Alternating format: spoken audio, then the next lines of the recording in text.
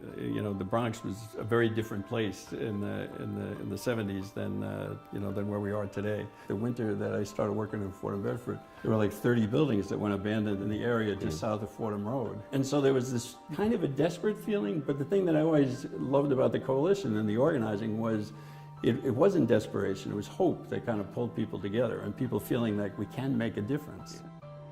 Jim Mitchell once said that no one cares about your project as much as you do, except for Jim Buckley. Jim is a visionary. He has a very deep sense of justice and injustice. So some people have homes because of Jim. Jim was very actively involved in transferring the buildings that were foreclosed by Freddie Mac. The buildings were in terrible condition, and it's really amazing that some of the original tenants remain, but that the buildings are still standing and they still serve as affordable housing. Jim is humble. That's the one word I would use to describe him. He's very passionate about community work and making sure that people are treated the way they deserve to be treated. There are times really when he would get very upset. That moved people. It moved both the people that he was working for, and it moved the people on the other side to say that there was something that needed to be done. That if you save that passion for the right moments, it can really make a big difference.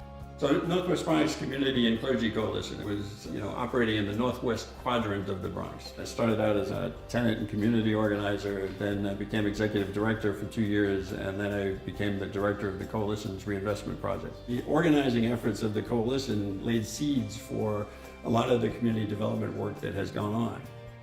UNHP was formed, really out of that grassroots people power-led movement. Jim was very much a part of that. Our community is thriving for a lot of different reasons. That feeling that things inevitably were going to deteriorate is gone.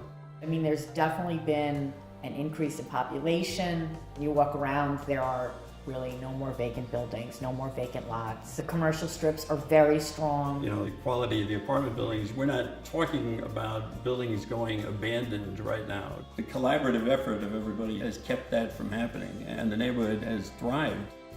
Whether it's water rates or insurance or putting together a building indicator project, all of that has benefited so many people, and it really has been focused on preserving neighborhoods. That's why it's wonderful that CHPC is recognizing Jim for the Ibo Balton Award, and that's because he was somebody that focused on neighborhoods, and he's somebody that focused on listening to the needs of those communities